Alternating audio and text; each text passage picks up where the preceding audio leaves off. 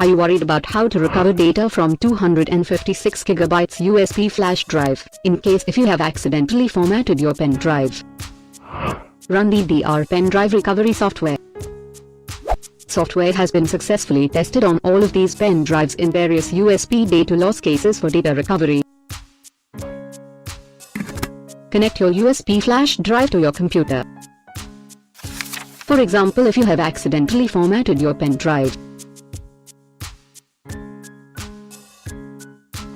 open the DDR Pen Drive Recovery Software. Software has 3 recovery modes: Basic Search, Deep Search, and Signature Search. Choose any one recovery mode and continue.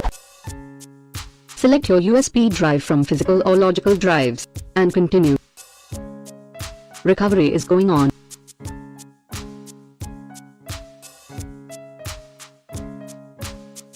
Your data files are recovered successfully. To save your recovered data, click Save button. Browse path. Your recovered data files are being saved. Thank you for watching.